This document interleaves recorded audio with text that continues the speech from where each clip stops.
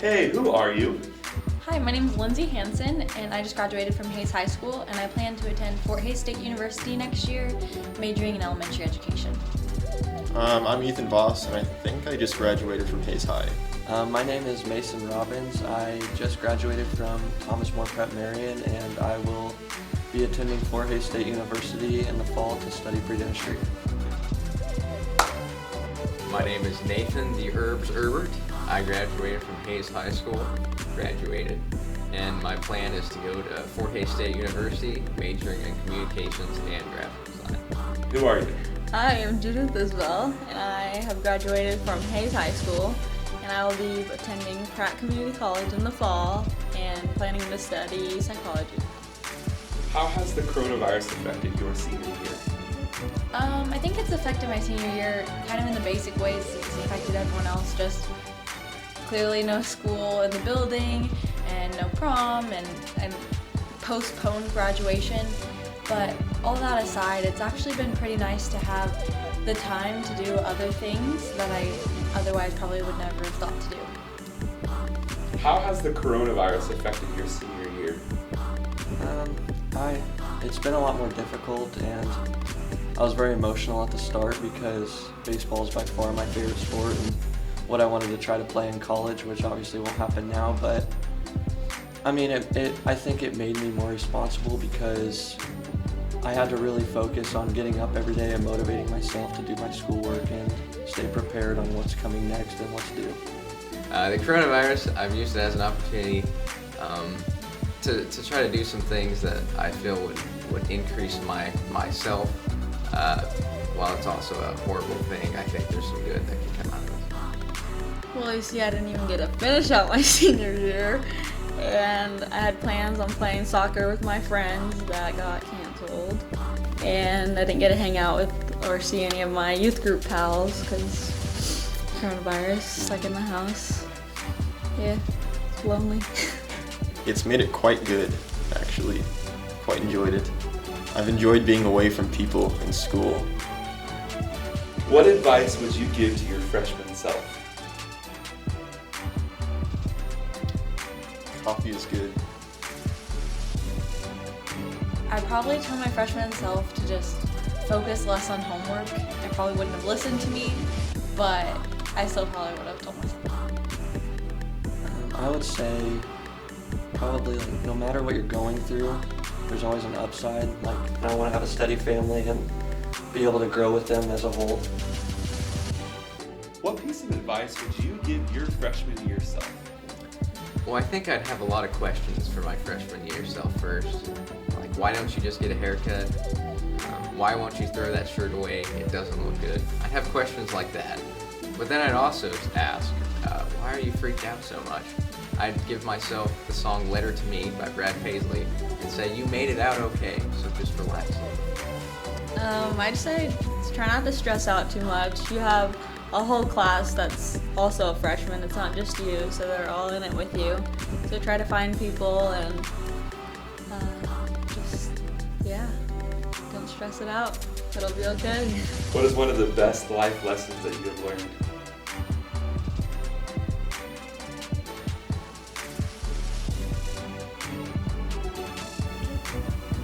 No idea. What is one of the best life lessons that you have learned? I had a good one. I really don't remember. Be responsible, stay safe, and stay motivated and stay on task in school and don't fall behind. Gosh dang it, can I come back? But I also don't Yes, remember. we can go back. Okay. You know, I think coronavirus in general has taught me something. I watched a friend's grandpa pass away recently. I've had a lot of change in my life this year and in the coming future. And I just realized with all the plans that have been destroyed and everything, nothing in this life is for certain. So we can't take anything for granted. We gotta live each day to the fullest. I have learned to not take anything for granted. Like, you never know when that time could end. You never know when there's a virus that's gonna keep you from doing what you love right at that second. So just live it up to the moment. Don't take it for granted. Is there a Bible verse or passage that really speaks to you in this season of your life? Probably Philippians 4:6. Do not be anxious about anything, but in every situation, by prayer and petition with thanksgiving, present your requests to God. That just helps me know that God's always there for me and I don't need to worry about anything, that He's in control of my life. In this particular season, I'd say the passage that I've clung to would be Ephesians 2:5-10. And in that passage, it just talks about the renewing of ourselves and where the grace comes from, and just that we can be made alive even in our transgressions. And I think that passage just gives me something to cling to, and that there's a reason that I'm here, and that God created me with a purpose. So yeah. So one of my friends actually sent this to us in our senior group chat. It's Isaiah chapter 40, verse 31. But they wait upon the Lord shall renew their strength. They shall mount up with wings as eagles. They shall run and not be weary, and they shall walk and not faint. So basically to me, that's saying, like, as we are transitioning into adults, He's making us eagles and we should fly, and He's giving us the strength just to go out and do what we want. I think the verse that was written for me, directly for me, is Romans 8:28. That is a pretty ubiquitous one. You know, that's not very unique. However, to me, the Holy Spirit really channels its inner Bob Marley when I read that verse, and I just figure out that every little thing is going to be all right. Is there a Bible verse or passage that really speaks to you in this season of your life? Okay, so when Jesus said to the old woman, "By your faith you have been healed," it really spoke to me because I tend to not ask for help, or like I look for help in the wrong places sometimes. And when that old woman went to look for help with the doctors and other places other than Jesus Christ, she couldn't find it, and all she had to do was just touch His cloak and like believe in Him, and her faith really healed her. So Where do you see yourself in 10 years? 10 years. I'm gonna be old. In 10 years, I'd hope to have my own classroom with my own set of, I don't know if I can call them my own, but kindergartners or first graders, and then also maybe having a family. Ethan, where do you see yourself in 10 years? Anywhere where lots of people are not, so not in the city. I'd really like to be an orthodontist and working for somebody's business for the first couple of years after I graduate from med school, and then hopefully going on to owning my own business around here. And in 10 years, I can see myself as a graphic designer by day, a shredding guitarist by night, and I'll have a nice home with a smoking wife, and hopefully a car that runs. Hopefully settled down. I plan on moving to Texas in the next few years, so I don't know. Settle down with a job, maybe a husband. What is something that you are going to miss about being in high school? I think I'm gonna miss the spirit days a lot. And Crispitos. I think the biggest thing that I'll miss in high school is the relationships. I've gotten to meet a lot of unique, very talented and cool people, people that God has fashioned in the most remarkable way. And it was just a unique opportunity to try new things, to experience life with different people, and I will definitely miss that. What is something that you are going to miss about being in high school? Absolutely nothing. Friends and sports, like being in the hallways and just messing around and laughing all day and just having fun. I'm gonna miss seeing the teachers every day and getting to walk the halls, saying what's up to people. Like, I don't know, getting to yank their book bags just for fun. What is something you're excited about as you leave high school?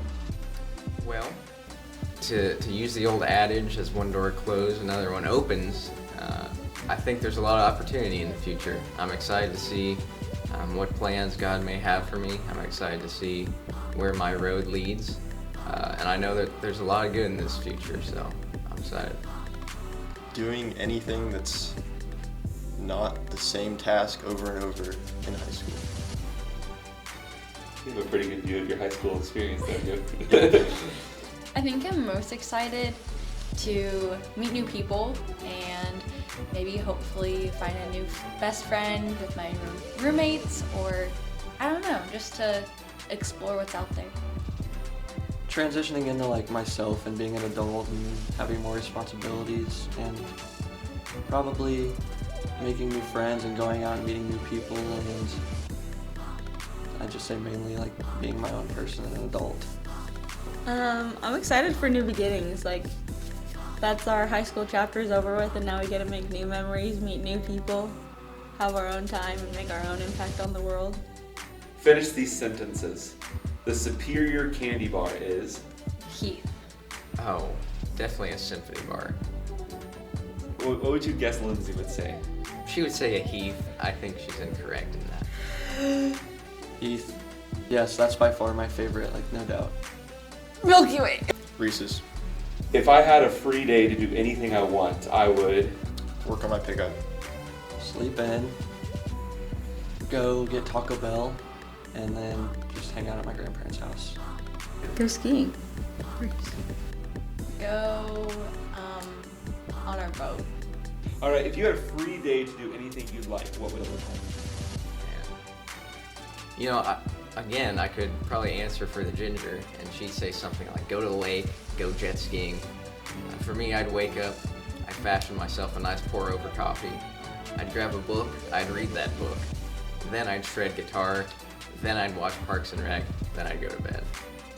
What's your favorite restaurant in Hansen? Oh man. I enjoy Whiskey Creek. It's a little overpriced, but they got some tasty meats. My favorite restaurant in Hayes is... Breathe Coffee House.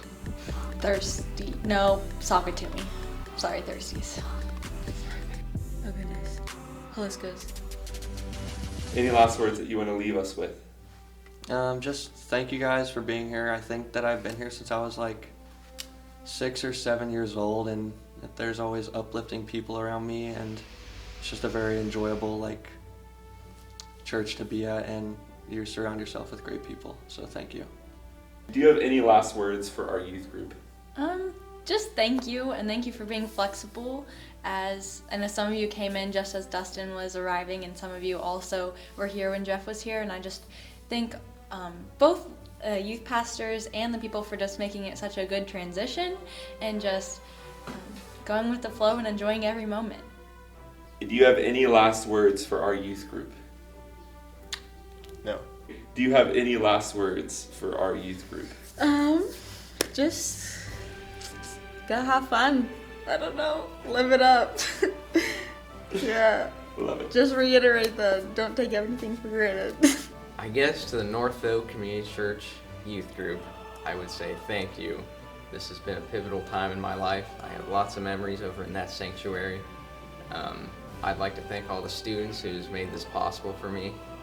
To Eli, I'm sorry for my loud alarm that goes on for 20 minutes before I wake up. To the rest of you, thank you for the memories, and thank you, North Oak. This is a great church that has solid walls and a foundation. So yeah, see you in the future.